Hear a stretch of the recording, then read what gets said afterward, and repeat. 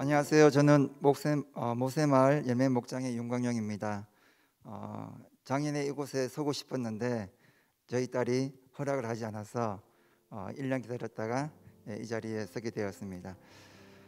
이렇게 한 해를 마무리하는 시간에 하나님이 주되심을 간증할 수 있는 은혜를 주심에 목사님과 또 교우님들 그리고 우리 주님께 감사드립니다.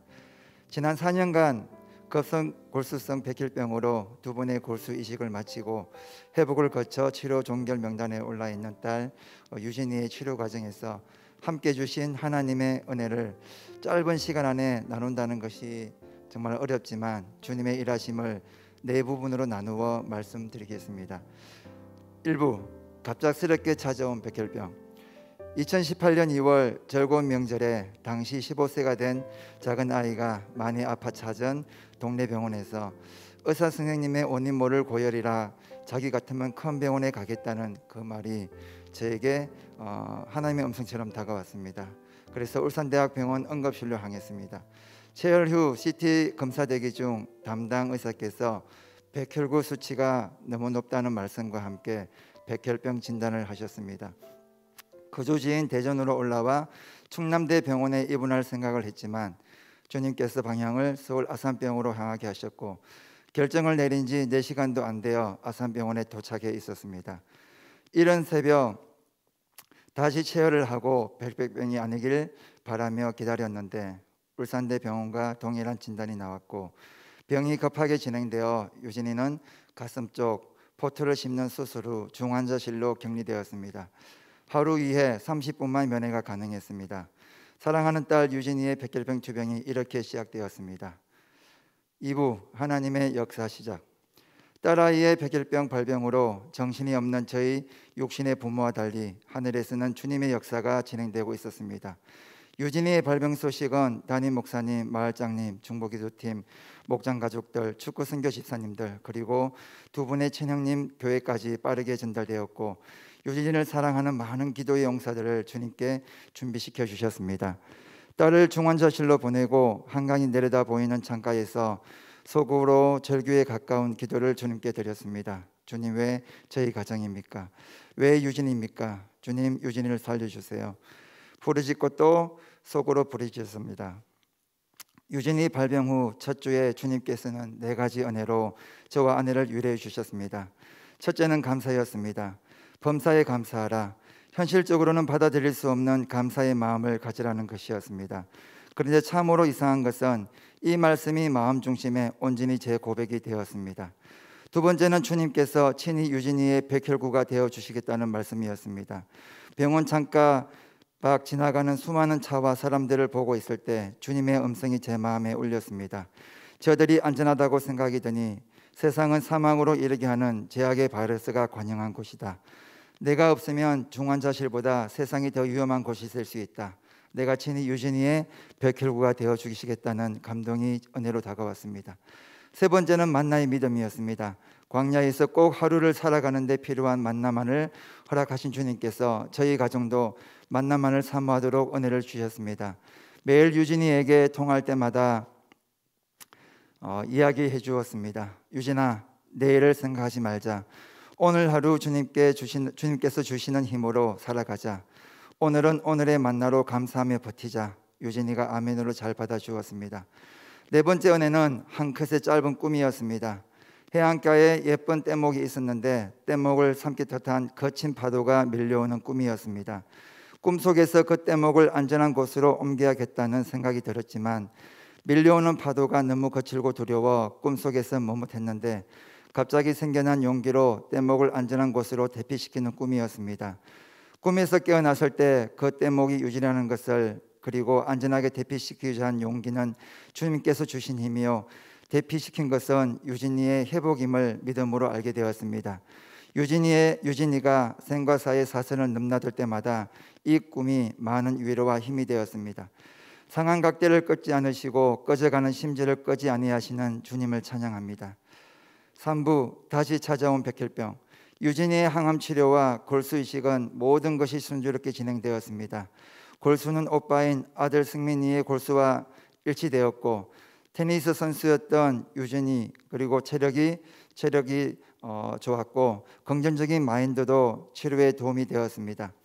모든 치료를 마치고 그해 가을 대전으로 내려와 회복하며 잘 지내고 있었습니다. 이때만 해도 저의 가족 모두 조금도 재발을 염려하지 않았습니다. 하지만 두 번째의 환난이 2019년 6월 다시 찾아왔습니다. 정기 혈액 검사에서 수치가 좋지 않다고 재입원을 하라는 전화를 받고 우는 아내를 안아주며 걱정 말고 다시 주님께 맡기고 주님만 바라보자고 격려하며 서울로 향하였습니다. 또 다른 긴 여정이 시작되었습니다. 유진이의 두 번째 치료는 첫 번째보다 더 많이 힘들었습니다. 1차에서 항암 치료 및 골수 이식 과정에서 장기가 많이 상했고 또한 체력도 완전히 회복되기 전이라 다시 항암 치료를 하기는 많은 무리가 따랐습니다. 담당 교수님도 몸이 견딜지 모르지만 1차 때보다 더 심한 항암 치료를 해야 한다고 하셨습니다. 아내와 저는 암울했지만 생존율이 0.1%라 해도 주님이 원하시면 회복되리라 믿으며 마음을 다잡았습니다. 몸이 허약한 가운데 다시 시작된 항암 치료 중 2019년 8월에 유진이에게 폐혈증이 찾아왔습니다. 월요일 폐혈증 진단을 받고 2일 안에 회복되지 않으면 목숨을 잃을 수도 있다는 것입니다. 서울로 올라가는 대신 금식하며 기도처를 갔습니다. 그 기도처를 야곱의 야복강으로 주님께 고백하며 야곱처럼 주님께 매달렸습니다. 폐혈증을 유발한 균이 밝혀지려면 4, 5일이 걸리기에 맞춤형 항생제가 아닌 포괄적 고용량 항생제를 유진이 몸속에 들이붓고 있었습니다. 훗날 유진이도 이때가 항암 치료 때보다 훨씬 힘들었다고 고백했습니다. 또한 고열, 혈소판 부족, 약의 부작용으로 혈압이 떨어지는 총체적 절체절명의 순간이었습니다. 목사님과 교회 모든 기도 용사분께 실시간으로 유진이의 사정을 기도 제목으로 나누었습니다. 먼저 혈압이 올라가야 하는데 혈압약을 사용할 수 있는 몸 상태가 아니었기에 극소량의 혈압약을 사용해보고 안되면 중환자실로 바로 내려가야 한다는 것이었습니다. 기도 중 밤 12시경 주님께서 마음의 평안을 주셨는데 주님의 응답임을 확인할 수 있었습니다. 근데 그때 놀랍게도 아내에게서 혈압이 올랐다는 메시지가 왔습니다. 할렐루야. 주님, 이제 열이 떨어져야 합니다. 찬양하며 기도하며 주님께 집중했습니다. 새벽 3시경 주님께서 마음의 평안의 은혜를 다시 한번 부어주셨습니다. 물론 열이 떨어졌다는 메시지를 아내로부터 받았습니다. 약 8시간의 긴 기도의 시간이었습니다. 주님께서 기도할 수 있는 힘도 주셨고 또 응답받는 은혜도 주님께서 허락하셨습니다. 나는 여호와여 모든 육체의 하나님이라 내게 할 수 없는 일이 있겠느냐. 아멘. 내부 4부 주님께서 깨닫게 하신 은혜. 병원에서 만난 분 중 천주교 신자이신 한 보호자의 말이 제게 오랫동안 울렸습니다. 그분 아이의 건강이 악화되어 복도에서 잠시 이야기하면서 성당에서도 아이 위해 기도해 주시니 힘내시라고 위로의 말을 건넸는데 그분의 말씀은 기도해도 소용이 없다라는 답이었습니다. 두 분의 골수 이식 과정에서 참으로 오랜 시간 동안 이분의 이야기를 생각하며 주님과 대화를 나누었습니다. 주님, 기도의 응답이 무엇인가요? 치유되는 것만이 응답인가요? 병원 기도처마다 사람이 얻는 이유가 기도해도 소용이 없어 그렇다는데 주님께 어떻게 기도를 해야 하나요? 수많은 질문을 주님께 던졌습니다. 주님께서는 그 수많은 질문에 이렇게 말씀해 주셨습니다. 아브라함처럼 이삭을 나에게 바칠 수 있니? 이 땅에 사는 것과 내 나라에 사는 것 중 어느 것이 좋겠니? 사람들은 천국을 좋아한다고 이야기하지만 이 땅에 사는 것을 더 사랑한다는 깨달음이었습니다. 유한한 인생을 이 땅에서 어떻게 살아가야 하는지 선명하게 제 심령에 새겨주셨고 인생에 무엇이 가장 값진 것인지 깨닫게 해주셨습니다. 고난, 시련, 환난, 광야가 도리어 복이 됨을 유진이 때문에 지난 4년간 주님께 집중한 그것이 얼마나 큰 축복인지 깨닫게 되었습니다. 아울러 세상의 재물, 시간, 건강, 지식은 모든 썩을 것인데 이 썩을 것을 심어 썩지 않는 영원한 것을 거둘 수 있음을 경험하게 하셨습니다. 우리가 환난 중에 즐거워하나니 이는 환난은 인내를, 인내는 연단을, 연단은 소망을 이루는 줄 아미로다.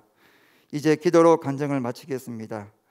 주님, 제 입술이 부족하여 주께서 베푸신 모든 은혜를 다 나누지 못했지만 이 간증을 통해 주님께서 하신 일이 드러나며 주가 친히 모든 인생의 주인 되심이 선포되어지길 간절히 소망합니다. 주님 홀로 영광 받으소서. 사랑합니다. 영원히 주님만을 사랑합니다. 예수님의 이름으로 기도합나이다. 아멘. 안녕하세요. 저는 바나바 마을 축복목장 곽수연 집사입니다.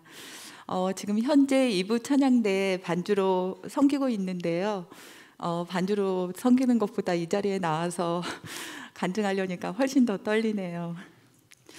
이 자리에 서는 것이 믿음이 연약한 저로서는 너무 부끄럽지만 올 한 해 제 가정에 부어주신 주님의 은혜가 너무 크고 감사해서 목사님의 권유에 순종하게 되었습니다. 코로나로 인해 모두가 힘들고 어려운 이때 저도 올 한 해가 어떻게 지나갔는지 모를 정도로 정신없이 바쁘고 힘들었는데요. 그동안 별 어려움 없이 살아서 이 시련이 더 크게 와 닿았는지도 모르겠습니다. 저는 불교 가정에서 자랐지만 크리스찬인 남편을 만나 결혼하게 되었습니다.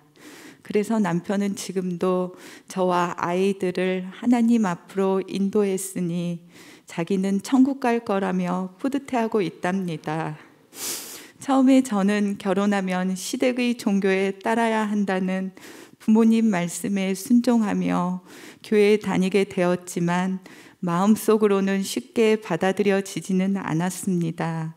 그렇게 처음 수년간은 의무감으로 매 주일마다 교회 예배에 참석만 하는 썬데이 크리스찬의 생활을 했습니다. 그 당시 목사님 설교는 귀에 잘 들어오지 않아 조는 경우가 다반사였고 여행, 집안 행사 등을 핑계로 예배를 빼먹기도 일쑤였습니다.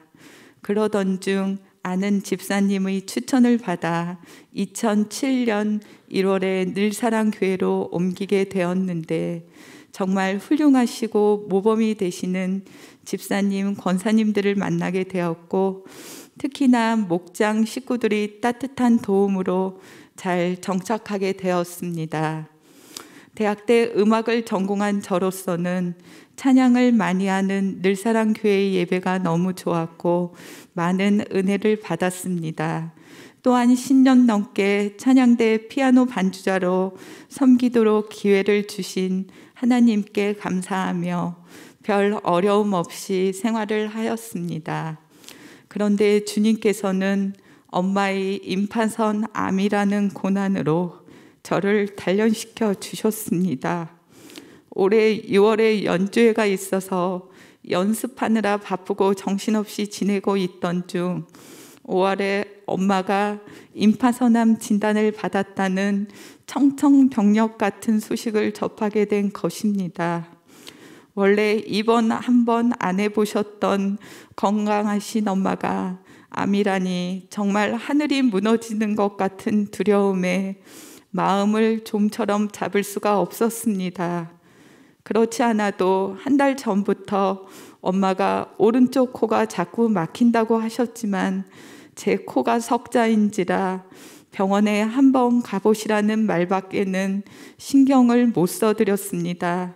코로나 예방 접종 때에는 시간을 내어 모시고 갔었는데 2차 접종 후 계속 기운을 못 차리시고 힘들어하시는 엄마의 전화 목소리에 후유증이 좀 큰가 보다 정도로 걱정만 하고 있었습니다. 하지만 그때 아버지, 엄마 두 분은 이미 암 진단을 받으시고 그 충격에 기운이 없으신 것이었고 제가 연주회 준비로 바쁘니 괜한 걱정 때문에 연주회를 망칠까 봐 말씀을 안 하신 것이었습니다. 본인의 건강보다 딸이 막바지 연습을 못해 연주에 지장이 있을까 봐 여러 날을 두 분이 암에 대한 두려움에 떨며 밤잠을 못 주무시다가 무슨 일인지 눈치를 좀 챈 저에게 나중에 암 선고 사실을 털어놓으신 것입니다. 제가 너무 부모님께 무심했다는 생각에 흐르는 눈물을 주체할 수가 없었습니다. 연주 이틀 전 엄마를 병원에 입원시켜드리고 주님께 간절히 기도하였습니다. 주님, 엄마를 살려주세요. 그동안 부모님께서 저에게 주신 사랑을 조금이나마 갚을 시간을 주세요. 주님께서는 모든 과정을 일사천리로 진행시켜 주셨습니다. 좋은 의사 선생님을 만남으로 아직 2기 정도 되는 초기암이라는 사실과 수술 없이 UK 항암 약물 치료 과정을 자세히 듣게 해주셔서 엄마도 받아들이기 힘드셨던 마음에 심적인 안정감을 찾게 해주셨습니다. 지난 5개월간의 암 치료 기간 동안 엄마는 주님을 영접하셨고 김웅년 목사님 주재로 침례도 받으셨습니다. 사실 저와 남편은 지난 10여 년을 부모님이 생전에 주님을 만나게 해달라는 기도를 계속해왔습니다. 이번 기회에 엄마가 침례를 받으신 것이 기도의 응답이라 생각하며 잊지 않으시고 저희 기도에 응답하시는 주님께 다시 한번 감사를 드리게 되었습니다. 치료 과정 중 엄마의 고우신 모습이 변하시고 항암 부작용으로 힘들어 하시는 것을 보면서 제 가슴이 미어졌지만 매번 눈물로 기도하고 또 기도했습니다. 그때마다 주님께서는 이사야 41장 10절 말씀, 두려워 말라, 내가 너와 함께함이라, 놀라지 말라, 나는 내 하나님이 됨이라, 너를 굳세게 하리라, 참으로 너를 도와주리라, 참으로 나의 어려운 오른손으로 너를 붙들리라 라는 말씀으로 저를 붙잡아 주셨습니다. 저희 연약함을 잘 아시는 주님은 저에게 강하고 담대하게 견뎌낼 수 있는 힘을 주신 것이지요. 이제 엄마는 UK 항암 치료를 마치시고 암세포가 완전히 없어졌다는 진단을 받았습니다. 얼마나 감사한지 말로 표현할 수가 없음을 느낍니다. 이 간증문을 쓰다 보니 올해 제게 닥친 모든 일들이 주마등같이 스쳐 지나갑니다. 주님이 계셔서 의지할 수 있었고 고난을 주셨지만 엄마가 구원받으신 것이 올해 저에게 주신 제일 큰 선물인 것 같습니다. 아직 아버지는 주님을 영접하시지는 않았지만 코로나가 끝나고 엄마가 마음 놓고 교회에 나오시게 되면 두 분이 같이 손 꼭 잡고 예배에 참석하시는 모습을 상상해 봅니다. 꼭 그런 날이 오겠지요. 끝까지 제 간증을 들어주신 성도님들께 감사드리며 모든 영광 주님께 올려드립니다. 감사합니다. 안녕하십니까. 저는 실로암 목장 오홍석입니다. 우선 저의 이야기를 들려드릴 텐데요. 저의 관점이 아닌 하나님의 역사심의 관점에서 좀 들어주셨으면 하는 바람을 갖습니다. 시작하겠습니다. 우선 부족한 저를 통하여 주님의 일하심과 보호하심으로 저를 인도하신 살아계신 하나님만 증거하는 자리가 되길 원합니다. 저는 4월 초파일이면 그 등에 제 이름이 오르는 불교 가정에서 자랐습니다. 대학을 졸업하고 믿음을 가진 아내와 결혼하였습니다. 그러나 저와 아내는 부끄럽지만 세상 논리의 성공을 위해 치열한 직장 생활을 하였고 철저히 내 인생의 주인이 나인 것처럼 행동하며 살았습니다. 그러던 중 둘째가 질제 판정을 받으며 힘든 시기를 겪어야 했습니다. 전 그 아픔을 회피하기 위해 더욱더 직장 일에만 전념하였고 점점 술이 늘어나고 더욱 가파르게 세상적으로 변화되어 갔습니다. 그때 아내는 연구소를 그만두고 아이와 함께 시간을 만들고 아파하며 기도하고 신앙을 회복하며 노력했습니다. 하지만 저는 2010년에 거기에 더하여 직장 생활에 큰 변화가 있었고 더욱 힘든 자리로 내몰렸고 저의 내적 갈등은 더욱 심해져 몸과 마음은 피폐하고 폭발 직전이었습니다. 그러던 2012년 어느 날 주위를 둘러보니 교회가 보이고 아내가 다니는 교회에 가면 나의 환경이 좀 어떻게 변화될까 하는 기대를 가지고 늘사랑 교회에 나가겠다고 아내에게 이야기를 하였습니다. 저는 제가 뱉은 말에 책임을 지는 좀 그런 스타일이라 바로 실행에 옮겼습니다. 내 의지대로 발걸음한 교회라고 생각했었는데 아내의 기도와 성령님이 저를 움직였다는 그 놀라운 비밀을 알게 되었습니다.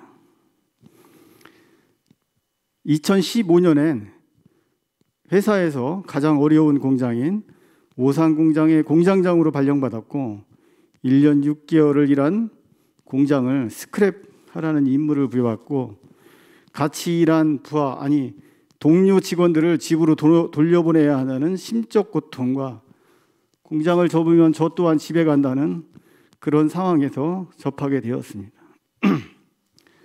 그런 상황에서 제가 할 수 있는 최선의 선택을 해달라고 기도하면서 지내는 게 전부였습니다. 그런 와중에 일은 크게 문제없이 잘 마무리되었고 저 또한 전례 없이 대전 공장장으로 발령이 났습니다. 그때 저에게 주신 말씀은 수고하신 모든 진진자들아 다 내게로 오라 하신 말씀처럼 나의 모든 짐을 주님 앞에 내려드리고 나니 주님께서 인도하셨던 것이었습니다. 그러던 중 제 앞에 또 한 번의 기막힌 사건이 또 일어납니다.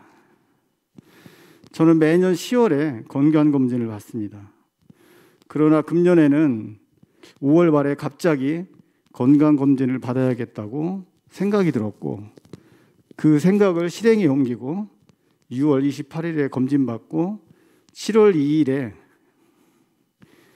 간에 종양이 있다고 MRI 검사를 받아야 한다는 크나큰 그 뉴스를 접하게 되었습니다. 그 순간 저의 모든 뇌는 죽는다라는 단어와 아내와 아이들은 어쩌나 하는 그런 두려움으로 가득 찼습니다. 온갖 염려와 두려움에 휩싸인 채 참석한 7월 4일 주일 예배, 주의 선한 능력으로라는 주제를 가지고 김웅년 목사님께서 전해주신 말씀에 주님은 저의 손을 잡아주셨습니다. 힘들고 피할 수 없는 문제를 만났을 때 문제에 초점을 두기보다는 하나님께 초점을 두고 기도하면 우리의 형편을 잘 아시는 주님께서 건져주신다는 설교 말씀이셨습니다. 그때 나를 살리신 하나님의 말씀은 시편 42편 11절 내 영혼아 네가 어찌하여 낙심하며 어찌하여 내 속에서 불안해하는가 너는 하나님께 소망을 두라 나는 그가 나타나 도우심으로 말미암아 내 하나님을 영원히 찬송하리로다. 시편 46편 1절 하나님은 우리의 피난처시요 힘이시니 환난 중에 만난 큰 도움이시라. 고린도전서 10장 13절 사람이 감당할 시험 밖에는 너희에게 당한 것이 없나니 오직 하나님은 미쁘사 너희가 감당치 못할 시험 당함을 허락치 아니하시고 시험 당할 쯤에 또한 피할 길을 내사 너희로 능히 감당하게 하시느니라. 아멘. 이런 말씀들이 그날 이런 말씀들이 마음 깊은 곳까지 울림이 전해지고 나의 생각이 온전하게 되었습니다. 그리고 자신이 원하는 모든 것을 꺼내어 크게 울부짖으며 간구하라고 하시는 기도 시간에 눈물이 쏟아지고 크게 울부짖게 되고 기도가 나오게 되었습니다. 그리고 사고의 다양성을 뒤찾고 예배를 마치고 목자님께 전화하여 상황을 설명하고 기도를 부탁드렸습니다. 7월 6일에는 MRI 검사 결과 간암 1기 판정을 받았고 29일에 삼성병원에서 수술을 하였습니다. 간 절제 수술로 조직 검사에서 1기가 아닌 간암 3기 판정을 최종 받았고 급하게 크는 악성이라 들었습니다. 성령님이 저를 10월이 아닌 5월로 땡겨주신 분명한 이유가 있었습니다. 그러한 하나님의 역사하심을 바라보니 저와 아내는 그 어느 때보다도 가장 기쁘고 감사한 시간들을 은혜 가운데 보내게 되었습니다. 약 3개월에 이 또한 여러 가지로 기도해 주시는 공동체의 기도 결과이기도 하고 중보 결과 기도이겠지요. 약 3개월의 회복 기간을 보내고 10월 12일에 다시 출근을 하였습니다. 저희 회사는 매년 11월 말 금요일에 회사 임원 인사가 있습니다. 3개월을 출근하지 못했기에 이제 30년을 근무하는 회사를 두고 집에 간다는 생각을 하고 있었습니다. 하지만 건강상의 이유로 공장장직은 내려놓고 회복의 시간을 가지라는 대표님의 전화, 그리고 기존 조직도에도 없는 새로운 조직도에 저의 이름이 있었던 것이었습니다. 참으로 놀라운 일이었습니다. 성과 제일주의 조직에서 이런 일이 있기 힘든데 말입니다. 그러나 직을 내려놓으라는 그 순간에는 죄된 모습에 내 자아가 튀어나와 서운함이 앞섰음을 고백하고 회개합니다. 나는 얼마나 연약하고 죄된 인간인지, 얼마나 심지가 약하고 환경에 따라 쉽게 변화하는지, 하나님 없으면 아무것도 할 수 없는 녀석이 이렇게 또 한 마음 한구석에 자아가 자랍니다. 다시 되돌아서서 생각하니 저를 위한 하나님의 위대한 사랑, 다시 생각해도 감사란 단어밖에 대표적으로 나올 수 있는 단어가 없습니다. 하나님 감사합니다. 저는 확실히 알게 되었습니다. 하나님을 믿는 믿음을 가진 것이 인생 최대의 선물이었다는 것을요. 저는 기도하고 있습니다. 저를 향한 하나님의 저에 대한 뜻이 무엇인지를요. 그리고 이 인생 선물을 믿지 않는 분들에게 나눠줄 수 있도록 기도하고 있습니다. 오늘도 저를 위해 일하시고 역사하시는 하나님 아버지께 온전히 영광을 올리며 이만 맺겠습니다. 감사합니다. 네, 안녕하세요. 저는 요한마을 베데스다 목장에 목자로 섬기고 있는 장동진 집사입니다.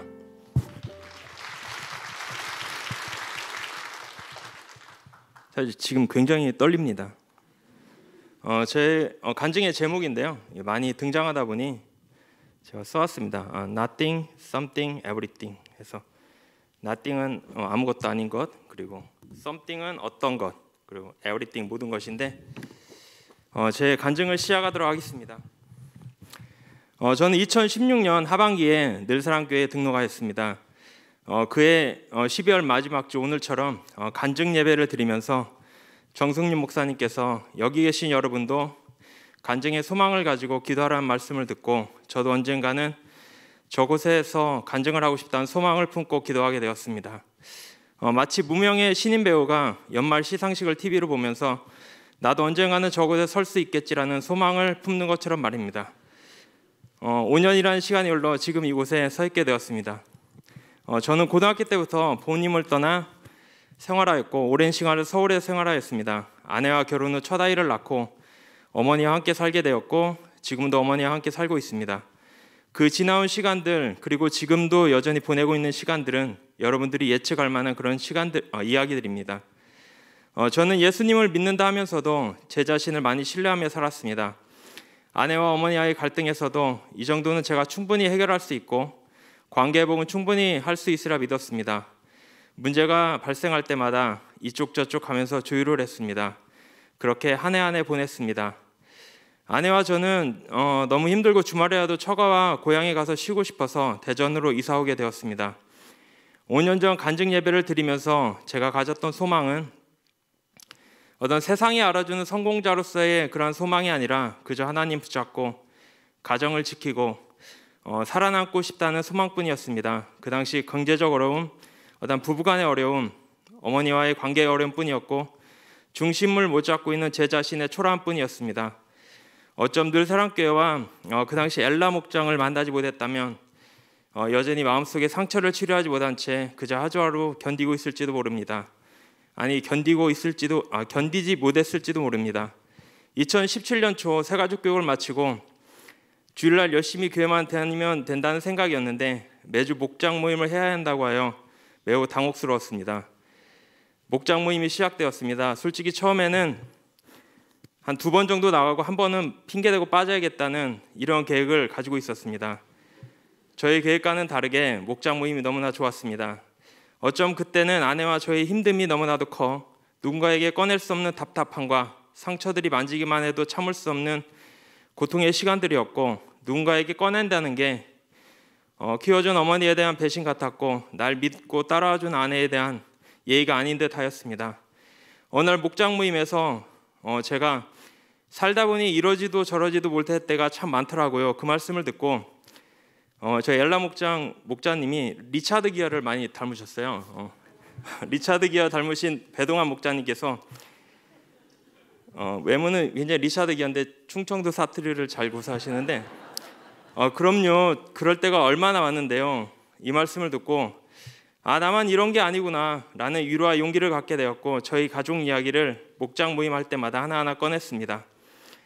나름 많은 목장 식구들이 이번 주는 어떤 사건이 있었나 궁금해하며 기다리는 듯한 모습도 보였습니다. 아내와 저는 그렇게 한 주 한 주 마음속에 아픈 고름을 빼내가며 목장 모임을 하였습니다. 예전에 저는 대인관계 능력이 뛰어나고 문제 해결 능력도 뛰어나다고 철저히 제 자신을 믿고 살아왔습니다. 그리고 이 정도는 내 능력으로 충분히 할 수 있다고 믿고 생각했었습니다. 하지만 저를 바라보니 중심도 못 잡고 박쥐처럼 이리저리 왔다 갔다 하는 신뢰받지 못한 남편이 되어 있었고 그저 만만하기만 한 막내 아들이었습니다. 어느 날 이런 기도가 나왔습니다. 하나님, 저 좀 어떻게 해주세요. 제가 어떻게 해야 될지를 모르겠어요. 제가 할 수 있는 게 없어요 라고요. 제가 그동안 너무나 교만했음을 하나님께 고백하였습니다. 기도 중에 본토 친척 아비의 집을 떠나 내가 내게 지시한 땅으로 가라라는 말씀을 하나님께서 주셨습니다. 저희 아버지께서는 고향이 충청도 부여의 칠산이라는 곳인데 젊은 시절 교회를 참 열심히 다니셨다는 말씀을 많이 들었습니다. 그리고 집안에 훌륭하신 목사님들도 많이 계셨다는 말씀도 많이 들었습니다. 하지만 교회를 떠나 사셨고 어머니와 많이 다투셨던 기억이 있습니다. 어머니의 살아온 삶을 자식으로서 알기에 삶의 상처로 인해 때때로 악에 바쳐 사시는 그 모습이 그저 안타깝고 불쌍하였습니다. 저희 어머니께서는 예수님을 믿는다 하시면서도 미신도 믿으시고 종종 아내와 저희 관계를 흔드는 말씀도 많이 하셨습니다. 15년 전 아버지가 돌아가시고 홀로 되신 연로하신 어머니, 해마다 힘겹게 겨울을 보내시는 그 모습을 보며 힘들어도 참고 이해하는 게 맞겠거니 하면서 지내왔습니다. 때론 안쓰럽고 불쌍하신 어머니, 때론 악에 바쳐 악의 통로가 되어 있는 어머니, 그 문치를 보며 살 수밖에 없는 제 자신, 어머니를 통해 너무나도 많이 상처를 받은 아내, 마치 끝이 없는 터널을 참으며 걸어야만 하는 삶이었습니다. 하지만 하나님께서는 교회와 목장 모임을 통하여 상처와 치유를 해주셨고 아내와 저를 하나님의 말씀 위에 더 올바로 서도록 인도해 주셨습니다. 그리고 분별의 지혜를 주셨고 어머니께 꺼내기 힘든 말도 꺼낼 용기를 가지게 되었고 그러면서 어머니는 조금씩 변하시다가 다시 예전으로 돌아가시고 그런 반복을 지금도 여전히 하고 있습니다. 그래도 지금은 관계가 예전보다 많이 회복되었습니다. 예수님을 알기 전에는 제 자신이 모든 것인 에브리띵이었습니다. 예수님을 알고 나서도 제가 여전히 썸띵이 되며 살아왔습니다. 예수님은 제게 언제나 에브리띵이 되어 주시려 하셨지만 저는 예수님을 그저 썸띵으로만 생각하며 살았습니다. 제가 아무것도 아닌 나띵이 되고 나니 예수님이 저에게 에브리띵이셨습니다. 이 간증을 준비하면서 지난 5년들의 시간을 돌이켜보니 지난 모든 시간들이 분명 힘든 시간이었던 건 분명한데 돌이켜 생각되어지는 모든 것이 선물이었고 하나님의 은혜였습니다. 여전히 저희 가정에는 많은 문제가 있고 어떤 문제가 저를 기다리고 있는지는 모르겠습니다. 하지만 언제나 낯선 길을 걷는 여행자처럼 하루하루 하나님께 의지하며 썸띵이 되어가고 싶어하는 제 자신을 나띵으로 만들어가며 제 삶의 모든 부분에 예수님께서 에브리띵이 되어주시길 간절히 바라고 기도합니다. 예수님 그리고 늘사랑교회 안녕하세요. 저는 열방 목장을 섬기고 있는 강창익 집사입니다. 간증. 제가 이해하는 간증은 어떤 중요한 사건이 발생하였고 하나님께 진정으로 회개하며 눈물로 기도하였는데 하나님께서 기적적으로 응답해 주셨다는 겁니다. 저는 올해 이런 기적적인 일은 없습니다. 그래서 일상생활에서 우리를 인도해 가시는 하나님의 섭리에 대해 간증을 하려고 합니다. 저는 부모님이 모두 크리스찬인 가정에서 태어났으나 교회와는 멀리 떨어져 있었습니다. 그러던 중 대학생 때 어머니의 강요로 교회 부흥에 참석하였는데 부흥 강사님이 방언을 못하는 사람을 손을 들라고 했습니다. 많은 사람들 중에 손을 든 사람은 저를 포함하여 7명 정도로 기억합니다. 창피해서 손을 슬그머니 내렸는데 부흥 강사님이 지금은 손을 든 사람은 통성기도 중에 본인이 아시라고 하면 방언을 한다고 합니다. 너무나 기가 막혔습니다. 그렇지 않아도 강사님 설교는 나와 아무 상관없는 허무맹랑한 말로만 들렸는데 이번에 내가 방언을 못하게 되면 강사님이 거짓말을 한 것이기 때문에 교회를 다니지 않아도 된다고 생각했습니다. 교회를 다니지 않기 위해서 기도를 했습니다. 기도 내용은 잘 생각이 나지 않지만 이제 교회를 그만 다닐 수 있게 되는 기회를 주셔서 감사합니다 라는 내용입니다. 그렇게 기도하는 중 강사님이 무슨 말씀을 하는 소리를 들었고 제가 기도 중에 저도 모르는 이상한 소리를 내고 있었습니다. 등골이 서늘했습니다. 이렇게 제 신앙생활은 하나님에 대한 두려움으로 시작하였습니다. 그러나 기독교 신앙의 본질은 두려운 마음이 아니라 우리를 구원하기 위한 하나님의 사랑과 구원을 통한 평화라는 것을 미국 유학 시절 콜럼버스 한인교회 목사님을 통해 알게 되었습니다.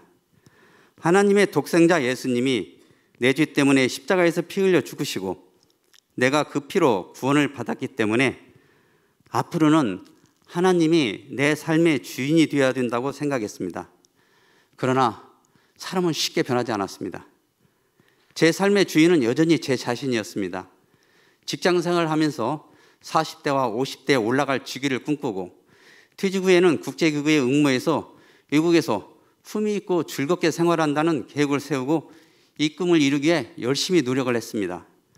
그러나 현실은 제 계획대로 진행되지 않았습니다. 제가 지난 2017년 UNFPA 근무를 마치고 국내에 들어올 때 가장 복잡하고 문제가 많아 모두 가기 싫어하는 곳으로 발령이 났습니다. 그 자리에서 일하면서 저보다 직급이 높은 분들과 생각이 달라 의견 대립하며 약 2년의 시간을 보낸 후 2019년 7월에 현재 근무하는 자리로 갑작스럽게 전보가 되었습니다. 그 와중에 눈이 터지고 처음으로 수술도 하게 되었습니다. 몸이 상하면서 출세보다는 크리스찬으로서 정직하게 살아야 되겠다는 생각에 더 강하게 들었습니다. 승진을 포기하고 더욱 철저히 법규를 지키며 공정하게 업무를 처리하기 위해서 노력을 하였습니다. 한편으로는 아쉬웠지만 다른 한편으로는 이상하게 편안한 마음이 들었습니다. 저는 현직 공무원으로 2023년 7월 1일자로 퇴직하게 됩니다. 퇴직이 얼마 남지 않은 올해 그동안 저의 기도 제목들인 딸의 취직, 저의 학위 취득 등이 이루어졌고 하나님은 그동안 포기하였던 저의 승진까지도 허락하셨습니다. 어떻게 이런 일이 벌어졌을까 곰곰이 생각해 봤습니다. 그때 내가 모든 것을 내려놓았을 때 하나님께서 일하신다는 것을 깨닫게 되었습니다. 내 계획, 내 노력과는 전혀 무관하게 이런 일들이 발생을 하였습니다.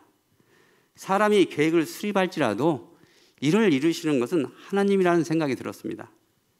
그동안 저는 제 계획을 달성하기 위해서 하나님을 이용하였습니다. 하나님을 주인으로 모시고 내가 하나님의 계획대로 움직여야 되는데 오히려 내가 주인이고 하나님을 나의 일을 돕는 조력자의 위치로 전락시키고 살아왔음을 알게 되었습니다. 오늘 간증을 통해 제 삶을 뒤돌아보면서 제 인생의 주인은 하나님이심을 인정합니다. 앞으로 어떤 일을 하거나 계획을 수립할 때는 하나님의 계획을 먼저 묻고 매일 큐티와 성경 묵상을 통해 하나님의 뜻을 겸손히 기다리면 하나님이 정하신 시간에 하나님의 사랑과 은혜를 꼭 베풀어 주신다는 것을 믿습니다. 지금까지 제 삶을 이끌어 주신 주님께 감사와 영광을 올려드립니다. 하나님께서 앞으로 어떻게 제 인생을 이끌어 주실지 기대가 됩니다. 감사합니다. 제가 간증을 드릴 내용이 좀 미약하고 부족한 걸 알지만 제가 순종하는 마음으로 이 자리에 서게 되었습니다. 저는 원래 본향이 우리나라에서 성리학 그 유교적인 관념이 아주 뿌리 깊게 박힌 경북 북부지방에서 자라났습니다. 그렇기 때문에 교회나 또 예수님에 대해서는 아주 거리가 먼 그런 환경에서 이렇게 자랐습니다. 그런데 어떻게 우연인지 제가 그 당시 우리나라가 참으로 어려운 시대였는데 그 미국에서 파송된 젊은 선교사님들을 만나게 되었습니다. 그분들은 우리나라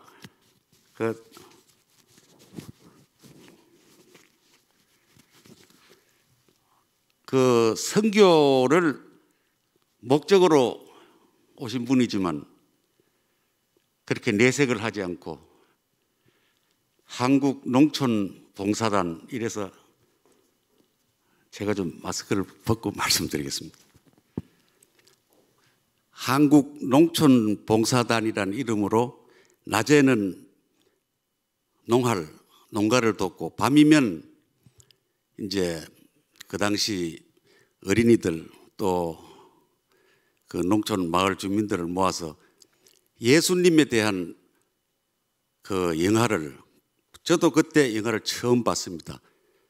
지금도 기억에 그 예수님이 그 무거운 십자가를 지고 골고다 언덕으로 올라가는 그 화면이 아주 감동 깊게 지금도 기억에 생생합니다.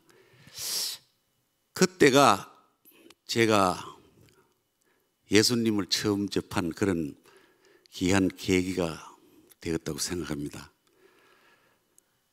그리고 저는 그 이후 객지로 나가서 생활하였는데 교회와 무관하게 살았습니다. 여러 사람들처럼 학교 졸업하고 군에 갔다 오고 또 직장에 들어가서 그렇게 교회와 무관하게 살았는데 제가 이제 성년이 되고 결혼하면서 기독교인은 아내를 만나게 되었습니다. 그런데 제가 말씀드린 바 유교 사상이 깊은 그 저희 가정에서 부모님께 교회 얘기를 드릴 수도 없고 안 드릴 수도 없고 참으로 그렇게 그 망설였던 적이 있습니다. 그런데 또 아내는 교회 같이 나가자 그러고 이래서 제가 한때는 그 저희 아내 교회 나가는 데 대한 핍박도 많이 하였음을 고백합니다. 그런데 그것도 세월이 가고 또 저도 교회에 나가게 되어서 교회 연수가 늘고 하면서 하나님께서 저에게 시험대에 세워주시고 또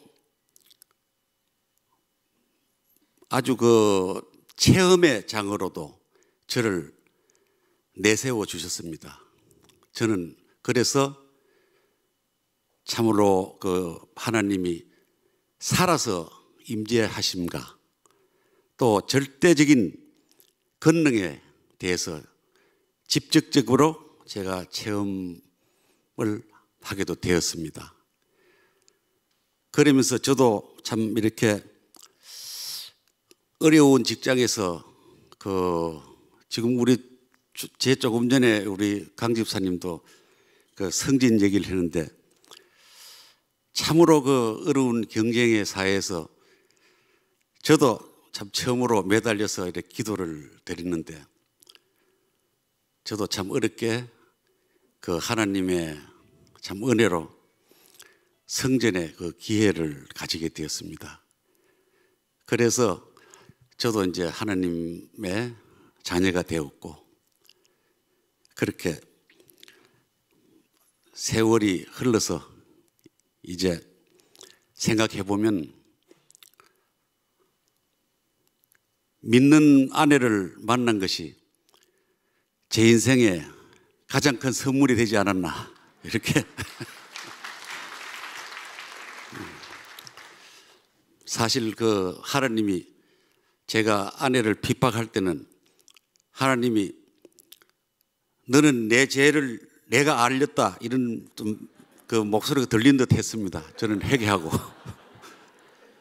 그래서 지금 생각하면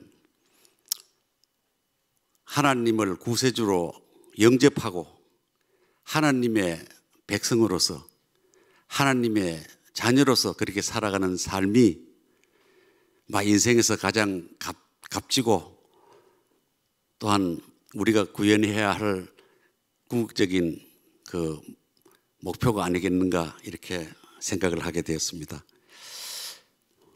그리고 저는 그동안 목자로 이렇게 섬기면서 제가 크게 한 일도 없습니다. 그저 저는 시간이 허락하면 제가 할 수 있는 한 새벽 예배에 참석해서 목장과 저희 목장 형제 자매님들을 위해서 기도밖에 한 것 없습니다. 그런데 훗날 지나고 보니 각 가정마다 참 하나님을 크게 만나고 저보다 더 성장해서 바르게 참으로 하나님의 믿음이 커져가는 것을 보고 저 스스로 감동도 느끼고 그것이 하나님이 역사하신 결과가 아닌가. 저희가 기도하면 하나님께서 책임을 지시고 이루어 주신다는 그런 그 진리를 제가 체득하게 되었습니다. 목자로서 섬길 때 그 자리에서 저는 한 일이 없다 그랬습니다만 그 자리에서 겸손히 목장 가정마다 삶의 현장과 또 그 믿음에 대한 공감대를 형성해서 같이 공감하면서 또 그 귀에 귀 기울이면서 함께 기도해 가는 것이 목자의 사명과 목자의 삶이 아닌가 그렇게도 깨달았습니다. 저희 갈렙 목장은 우리 교회에서 아마도 장년청에 속하는 연세의 목장인데 성경에 나오는 갈렙처럼 하나님의 언약을 실천하기 위해서 노력하고 있는 목장인데요. 부족한 목자를 만나서 그래도 늘 이해해주고 또 격려해줘서 참으로 감사하다는 참 느낌을 가지고 있습니다. 이제 앞으로 저의 삶은 주님 오실 때까지 교회를 위해서 또한 나라를 위해서 기도하고 중보하는 삶이 될 것이라고 생각하고 있습니다. 감사합니다. 네, 안녕하세요. 애녹마을 아둘람 목장 유기태 집사입니다. 저의 삶은 하나님을 만난 삶과 하나님을 만나지 못한 삶으로 나눠집니다. 하나님 만나기 전의 삶은 감사한 것을 감사하지 못하고 기쁜 것을 진정 기뻐하지 못하는 불평불만의 삶이었습니다. 하지만 하나님을 만난 후의 삶은 부족한 것도 감사하고 아쉬운 것도 기뻐하며 즐거움이 넘치는 삶을 살고 있습니다. 저는 고등학교 2학년 사진반을 시작해서 대학에서 사진 전공을 하고 졸업할 때쯤 예술사진과 상업사진 둘 중에 선택을 해야 했습니다. 이후 저는 상업사진을 선택했고 그중에 인물사진, 특히 웨딩 분야를 선택하여 일하던 중 웨딩 플래너였던 지금의 아내를 만나 대전에서 사업체를 오픈하여 웨딩 사진과 인물 사진을 주로 촬영하고 있습니다. 제가 늘사랑에 온 건 2011년 겨울이었습니다. 직업 특성상 주말에 촬영이 많아 교회에 갈 생각을 못했던 저와 제 아내는 어느 날 갑자기 교회를 가야겠다는 생각이 들었고 스튜디오 근처에 있는 교회 한 군데를 들르고 두 번째로 온 곳이 늘사랑 교회였습니다. 교회에 등록하지 않고 주말만 다녀야겠다는 생각으로 왔었는데 당시 늘사랑 2대 목사님이셨던 정순윤 목사님께서 예배 시간에 저를 바라보며 웃어주시는 걸 보고 이 교회다 싶어서 몇 주 바로 늘사랑 교회에 등록했습니다. 이후 제가 정순윤 목사님께 고백했습니다. 목사님께서는 저를 얼굴로 전도하셨습니다 라고 말이죠. 그리고 저는 아주 좋은 리더를 만났습니다. 저의 가정을 지금까지 이끌어주신 유쾌하시고 기다림으로 목장을 이끄시는 추성한 목자님과 저희 목원들 이야기를 잘 들어주시는 은사를 갖고 계신 김영빈 부목자님이십니다. 첫날 저희 가정을 근사한 곳에서 저희를 맞이해 주시고 첫 만남을 정말 어색하지 않게 이끌어 주신 두 분께 지금까지 기생충처럼 붙어 있는데도 불구하고 아직까지 사랑으로 저희 가정을 섬겨주시고 계십니다. 이렇게 멋진 교회와 목장에 속하고도 제 안에 성령은 성장하지 못했습니다. 실은 제가 여러모로 교회에 맞지 않은 사람이었고 제가 운영하는 사업체도 성장을 하며 일도 바빠지고 경제적으로 안정을 찾으며 자연스럽게 소홀히 했습니다. 5년쯤 지났을 때 반복적이고 바쁜 나의 삶의 매너리즘에 빠지게 됐을 때 교회 선교 여행은 저의 삶의 활력소였습니다. 제가 생활하는 곳에서의 나의 사진은 돈을 받고 파는 그런 상업적인 수단인데 선교지에서의 나의 사진은 나의 존재를 확인하는 수단으로 내 사진의 개념이 바뀌는 것이었습니다. 그 와중에 목자님의 권유로 1:1 제자의 양육을 정우로 목사님과 진행하며 진정한 교회란 무엇이고 나의 삶의 목적을 어디로 잡고 가야 할지 방향을 잡게 되었고 저의 죄에 대해 깊이 고민하는 시간이 되었습니다. 제가 살아왔던 삶의 개념이 바뀌는 시기였습니다. 그때 저는 가장 크고 담단했던 벽이 무너졌고 하나님에 대한 존재를 알았던 시기였습니다. 그러면서 저는 꿈을 꾸었습니다. 제가 대학 졸업 이후 하지 못했던 예술 사진에 도전하는 것이었습니다. 제가 처음 사진을 시작하며 꾸던 그 꿈을 나이 40이 거의 돼서야 꾸게 된 것입니다. 코로나가 시작하면서 스튜디오 촬영을 줄이고 유학 준비를 본격적으로 하였습니다. 내 경험과 지식을 살려서 열심히 준비했는데 생각보다 쉽지는 않았습니다. 하지만 하나님의 도움으로 유명한 예술학교 순수예술 분야에 장학금까지 받으며 합격을 하였고 저는 유학할 준비를 하고 있었습니다. 10년 넘게 운영해온 사업체를 정리한다는 게 정말 힘든 일이더라고요. 함께한 직원들, 업체들, 고객 그리고 스튜디오 정리까지 할 일이 너무 많았지만 새로운 나의 후반기 인생을 위해 즐거운 마음으로 마무리하였습니다. 그리고 저희 식구 네 식구가 생활할 저희 이삿짐들을 학교가 있는 도시로 미리 해외 이주 배송까지 마쳤습니다. 저희는 마지막 비자만 남겨둔 채 새로운 저희 가족의 인생을 짜며 설레임 반 두려움 반으로 제2의 인생을 준비하고 있었습니다. 2월 30일 비자 인터뷰를 예약하고 그날 저녁 친구들과의 동창 모임을 위해 스케줄도 잡았었습니다. 매일 예배를 드려도 모자랄 판에 이렇게 중요한 날에도 하나님께 기도드리지 않고 진행한 저의 모습이 참으로 어리석었습니다. 저는 학생 비자에 대한 정보 없이 당연히 받을 것처럼 가서 가볍게 인터뷰를 했는데 리젝을 받았습니다. 비자를 받지 못해 가지 못한다는 것은 상상하지도 않았었습니다. 대사관을 나와서 이게 무슨 상황인지 감이 제대로 오지 않아 앞에 있는 계단에 주저앉았었습니다. 그때도 하나님께 기도드리지 않고 제 머릿속으로는 원인과 결과에 대한 분석에 들어갔습니다. 내가 질문에 대한 답변을 제대로 말하지 않았어. 2차 때는 잘 말하면 되겠지 하며 2차를 준비했는데 또 리젝. 마지막 더 철저히 해서 가야겠다 하고 밤새 예상 질문과 답변을 외워서 3차 때 갔는데 또 리젝이 되면서 저는 결국 제가 원했던 유학을 가지 못하는 결과를 받게 되었습니다. 저와 제 가족은 어떻게 해야 될지 몰랐습니다. 저희는 한국을 떠날 걸 예상하여 저희 집 계약을 했었고 일주일 내에 비워줘야 하는 상황이 되었습니다. 저는 교회를 다니면서도 항상 제가 먼저였다라는 생각이 들었습니다. 저는 매 순간순간마다 주님께 구하지 않고 주님께서 주시는 메시지를 들으려고 하지 않았던 것입니다. 너는 혼자서 아무것도 할 수 없다라고 말씀하시는 것 같았습니다. 그때부터가 진정 제 2의 인생이 시작되었습니다. 저는 한국의 선교지를 가보지 못하고 해외를 간다는 아쉬움이 매번 있었습니다. 한국에 있으니 언제든지 갈 수 있다는 생각에 움직여지지 않더라고요. 하지만 지금 모든 게 스탑된 상황에서 뭘 해볼까 하다가 한국 선교지를 돌면서 역사적인 교회의 이야기와 하나님께서 남겨주신 흔적들을 찾아다녔습니다. 이 순간들은 저에게까지 흐른 이 영적 흐름을 남겨주신 저희 믿음의 선배들의 귀한 유산들을 진정으로 느끼는 계기가 되었습니다.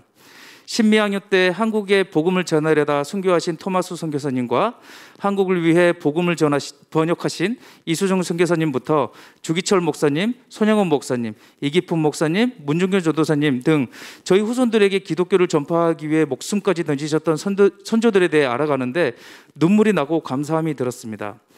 목숨을 던지며 지키려 했던 기독교인들이 있는데 고작 네가 원했던 게 안 됐다고 슬퍼할 일이냐라고 하나님께서 말씀하시는 것 같았습니다. 순간 저는 주님을 위해 저도 저의 삶을 주께 드리겠습니다라고 기도했습니다. 저의 삶의 가장 기본이 되어야 할 하나님을 뒤로 한 채 나의 판단대로 살아간 내 자신을 돌이켜보는 순간이었습니다. 제가 기독교를 위한 사진을 찍겠다고 선언했는데 막상 기독교적 사상에 대한 부족한 지식과 기독교인으로서의 삶을 지키지 않았고 기독교인으로서의 예수를 어떻게 이해하고 발전해 나가야 할지 깊은 고민을 하지 않았었습니다. 요즘 동시대 예술은 기독사상과 다른 선상에 있습니다. 인간의 초점이 맞춰져 있고요. 하지만 기독교에서는 인간보다 하나님의 초점을 맞춰야 하고 세상의 빛과 소금이 되는 예술을 해야 한다고 생각합니다. 하나님께서 저에게 주시는 메시지를 예수님의 시선으로 세상을 바라보고 싶습니다. 예수님께서 만약 사진기를 갖고 계신다면 어떤 사진을 촬영하실지, 어떤 사진에 가장 기뻐하실지, 그리고 어떤 사진을 가장 아끼실지 고민하고 있습니다. 세상의 아름다움이 아닌 하나님의 아름다움을 보게 해달라고 기도하고 구하고 있습니다. 요즘 하나님께서 내가 새로운 이국 땅보다 더 멋진 나의 땅을 보게 하겠다고 말씀하시는 것 같습니다. 저의 삶은 진행 중입니다. 이번 송호철 담임 목사님과 함께 다니엘 특세의 주제였던 넉넉히 이기리라는 말씀으로 아주 못난 나의 전반기 인생을 마치고 후반기 나의 인생을 예수님과 넉넉히 이기겠다라고 다짐했습니다. 그리고 매일 1시간씩 예배와 제 주위 사람들을 위해 기도하는 기도자, 그리고 나의 모든 것을 예수님께 구하고 행하는 진정한 예수님의 사람으로 살겠다고 다짐하고 기도합니다. 그리고 못난 저와 10년 넘게 함께 있으면서 함께 울어주고 함께 웃어준 나의 동반자 현선미 집사에게 감사함을 전합니다. 사랑합니다.